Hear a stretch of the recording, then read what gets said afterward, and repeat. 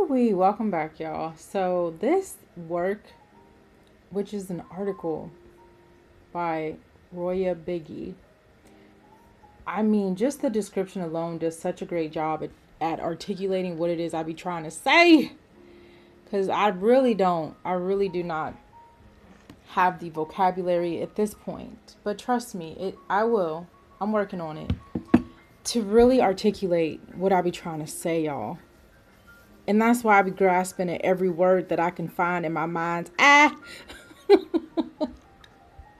and saying 5 or 6 different words to try to get across what I'm trying to say because I lack that eloquence right now. But anyway, let me read this.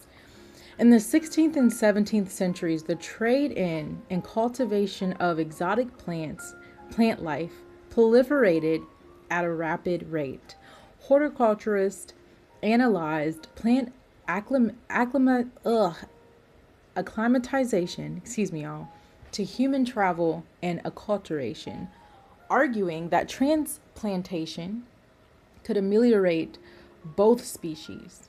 Despite anxiety surrounding the influence of foreign environments, unfamiliar soil was thought to bring about civility and provoke both plants and humans to shed their ill qualities. As I show, horticulturists such as John Parkinson and John Evelyn distinguish plants that embody this myth from those that resist foreign soil, attributing their decline to their affective dispositions, their peevish or impatient temperaments, for example. Not only does this anthropomorphic impulse ignore the harsh climatological conditions to which plants were exposed, but it also contributes to an emerging racial discourse that differentiates human populations by their perceived cultivability. Whether or not they become more civil. I argue that English polemicists write on the supposed savagery of the Irish, reappropriate this fantasy to authorize subjugation and forcible displacement. In drawing attention to the horticultural rhetoric that justified these imperial ventures, this essay proffers new avenues for examining the ideologies that underwrote colonial violence in Africa, the Indian subcontinent, and the Americas. And so, yeah, I just thought that was a good description of how plants, again, and people are displaced and treated lesser than in many instances.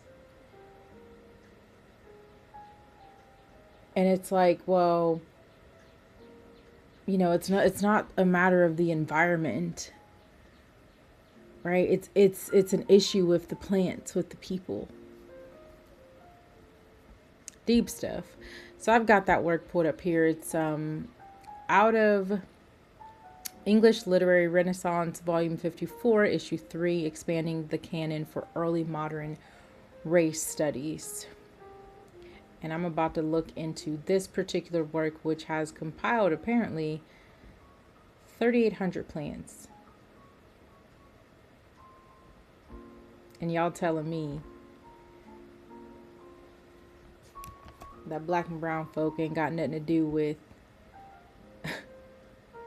the herbal systems in place, or have very little relation to just a few plants. I mean, you look at the Herbal Academy, which is out of the UK, I believe. You look at all of these institutions and schools, these quote unquote authorities in the field to disseminate knowledge to the people and to those looking to learn what there is to learn about the field and become professionals and educators in the field. In the most recent publication that I found from them, which has really only been because they understand kind of the political, social, racial climate that we're in today, is to acknowledge like 6 herbs employed by those enslaved in North America. And a few of those, probably 3 or 4, were with regard to, I believe, South America or the Caribbean. And that's the thing. It's just throwing together all of the people who were darker than them and saying, here's a few pages to speak about.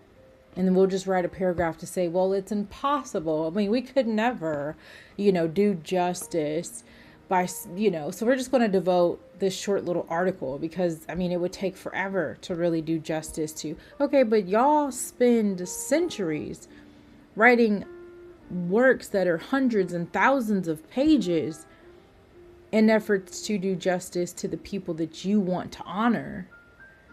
But, oh, God forbid you put that same or even a fraction of that effort into honoring those who are truly responsible for all of the knowledge and wisdom that you have.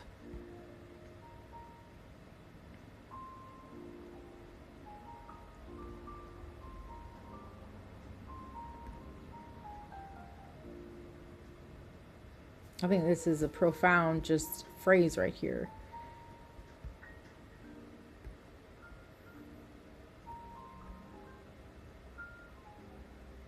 And it's deep, y'all.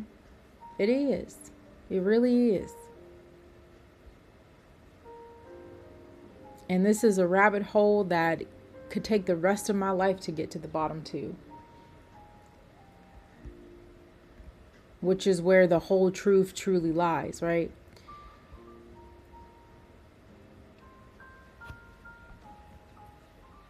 But man, oh man. I'm happy I found this. Because, yeah, it's, it's very, what is the term that I'm looking for? It's a certain phrase that I'm looking for to describe how, like, insidious almost the subtleties are.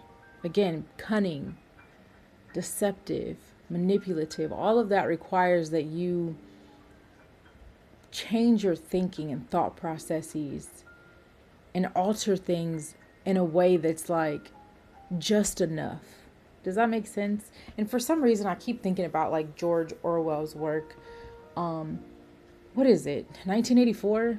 I think kind of reflected that a little bit. It's like the news speak and all that stuff. But it's subtle. And they're very patient.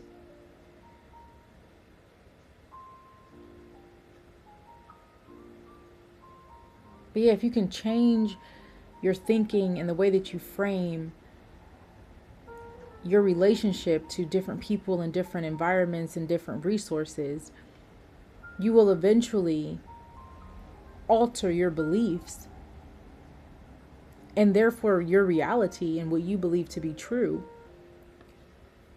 And the next thing you know, you're raising children who think, well, I mean, we've built the world and everything and we deserve it and we haven't been done harm to anyone. My people haven't harmed anyone. I don't know what just happened there. It might have logged me out. You know what I mean?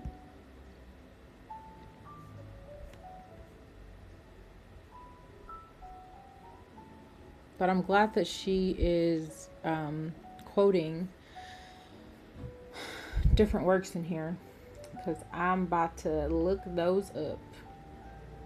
But anyway, let me know your thoughts in the comment section below. Again, be respectful, be cordial, be considerate, or else you will be blocked. Okay? Like, subscribe, share. If you don't like what you're hearing here, keep it pushing. And y'all be blessed.